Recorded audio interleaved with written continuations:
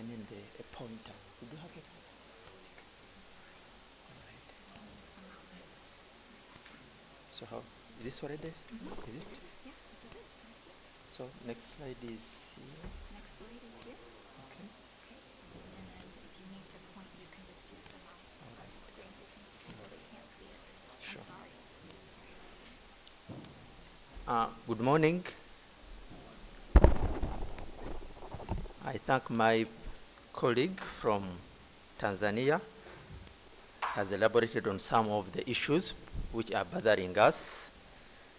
My topic is status of radiotherapy services in the sub-Saharan Africa. I come from Kampala, Uganda, Uganda Cancer Institute. The sub-Saharan Africa is a term referring to a geographic area in Africa which lies south of the Sahara Desert. It has 48 countries with a population of nearly 1 billion, because according to World Bank 2016 data. The expected number of new cancer cases in this area is about 0.7 million in 2016, and the male to female ratio is about 2 to 3. In other words, we have more female cancer patients than male cancer patients. From the global can data, about more than nearly 75% of the patients are less than 65 years old. And as we are all aware that 50%, more than 50% of cancer patients benefit from radiotherapy alone or in combination with other therapies.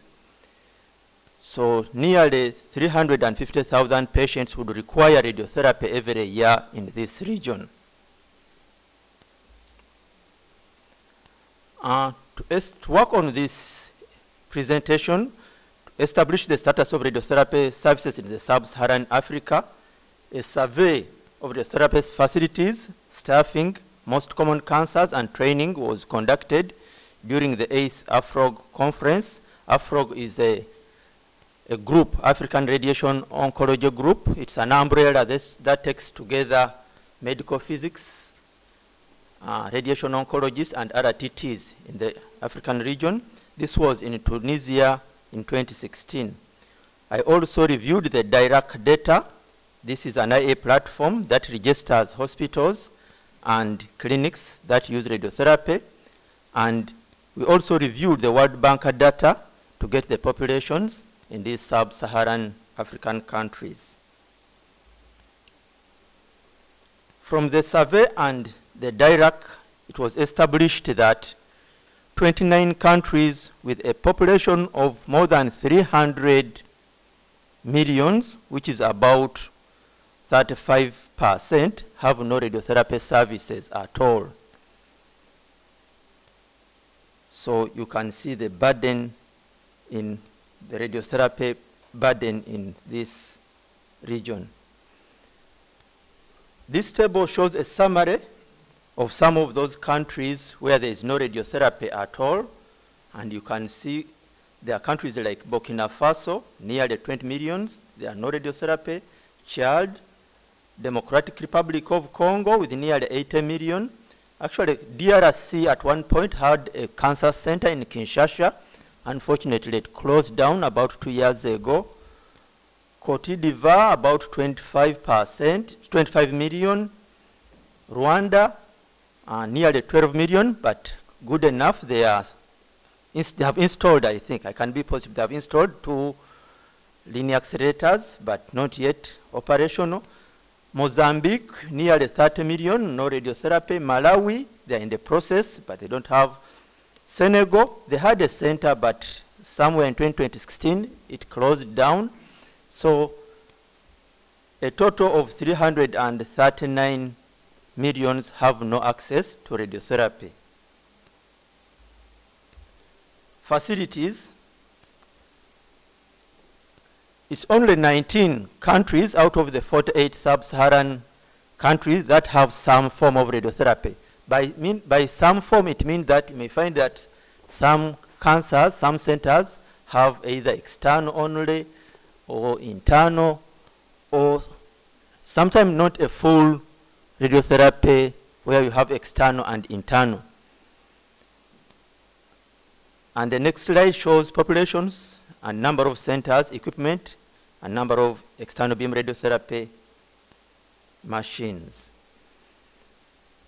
So in this slide, I show the populations and the number of machines. For example, Angola, with nearly 30 million, they have 2 centers with 3 linear accelerator. Ethiopia, more than 100 million, they have only 2 cobalts.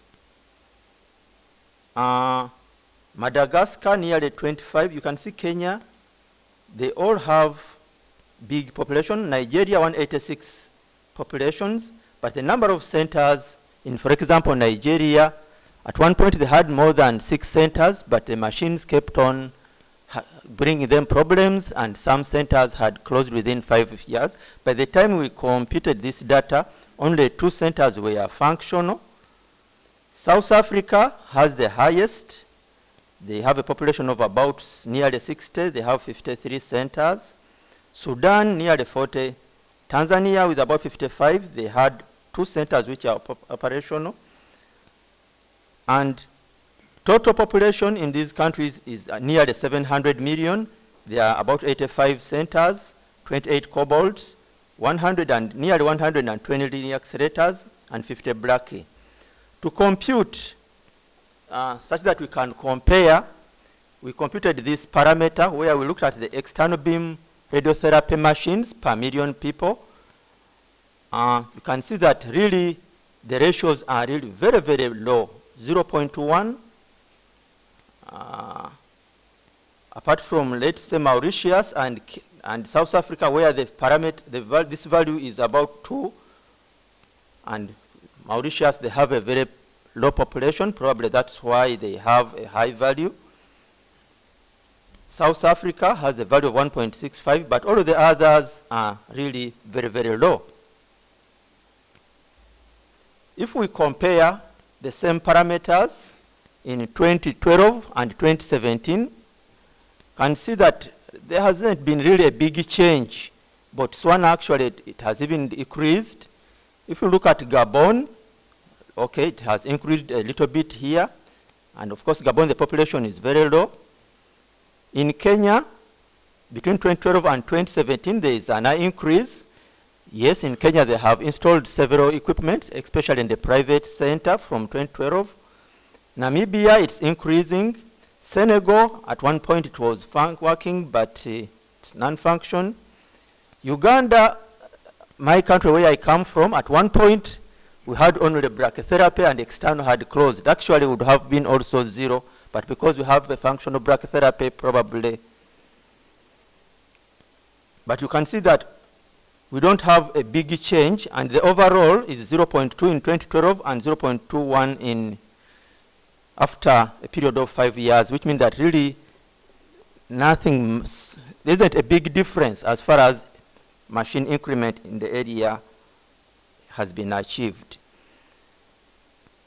From this, the summary is the EBRR units per populations are very low, with the exception of South Africa and Mauritius.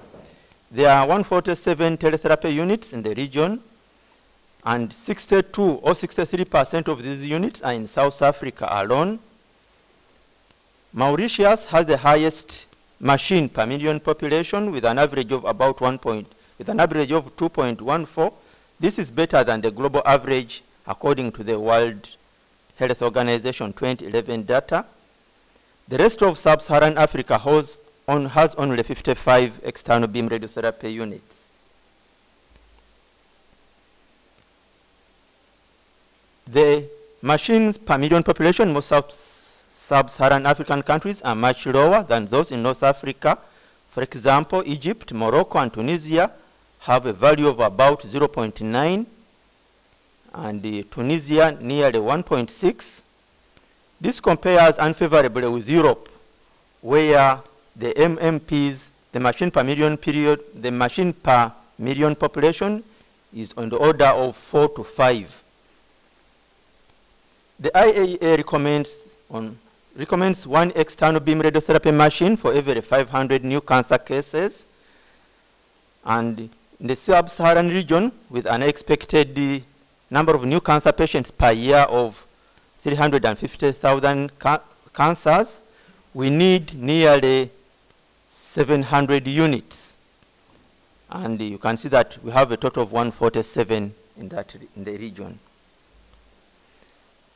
Unfortunately, we have several of such machines. I wish these were the radiotherapy machines. When we go to staffing, you can see that the number of radiation oncologists, MPs, and RTTs. For example, Ethiopia, with a population of over 100 million, they have 4 ROs, 2 MPs, and 4 RTTs. Mali, with a population of 18 million, 2 RO, and 2 RTTs, no physicists. Nigeria, 186 million, they have 18 ROs. So you can see in Uganda, with about over 40 million, we have 3 ROs, 2 MPs, and 5 RTTs. So from the AFROG study, we found that in the region there are 256 radiation oncologists, 178 MPs, and nearly 700 RTTs. And more than 50% of these cadres are in South Africa. IA recommends that 1 RO for 250 new cancer patients, 1 MP for 400 patients, and 5 RTTs for 50 new patients treated daily. So in the sub-Saharan region, according to this data, would need 1,200 ROs, 750 MPs, and 5,000 RTTs. You can see that what we have and compared with what would be the ideal situation. You can see that really the number is really very, very low. Training ability. Unfortunately, few countries have training for radiation oncology MPs and RTTs. You can see some countries have, where you say ticked, means that they are able to train at least radiation oncologists. Only 4 countries, that is Ghana, Nigeria, Sudan, and South Africa, we are offering training program in the 3 professions. But all the other countries, you find that they are either training 1 or 2. For example, Uganda, we started a program in RTT training. That's about 6 years ago, but because of problems with the equipment, this program of RTT has not picked up very well. So the limited number of equipment also hinders the progress in training. When we come to the most common cancers, the 3 most common cancers in these areas where there is radiotherapy, for example, you can see Angola with 28 million, CS cervix, Cameroon, 23, Ethiopia, over 100, CS cervix, the most common, Mali, cervix. What I want for you to notice here is that in those countries where CS cervix, one of the most common cancers, if you look at the brachytherapy, which is assumed to be one of the other modality for proper treatment of cervical cancer, they have one unit also, yet cervical cancer is one of the most common cancers in that country. For example, you can see Ethiopia, cervical cancer is the most common. They have 1 brachytherapy. Mali, with a population of 18, cervical cancer is the most common. They don't have HDR. Nigeria, 186 million. They have 5 HDR. My homeland, with 42 million people, we have only 1 HDR. So certainly we can't treat this cervical cancer effectively if we don't have brachytherapy, which is really unfortunate.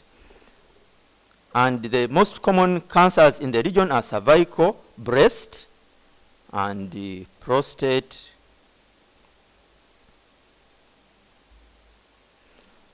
I've already mentioned about commonest cancers in sub-Saharan are cervical, breast, head and neck, colorectal, liver, and esophageal. The high incidence of cervical and breast cancers are the main causative of the male to female ratio of 2 to 3. Because of the high incidence of cervical, which is female, and breast cancer, that's why the ratio of male to female is 2 to 3. And with the exception of liver, all of these cancers would benefit from radiotherapy as a modality of treatment.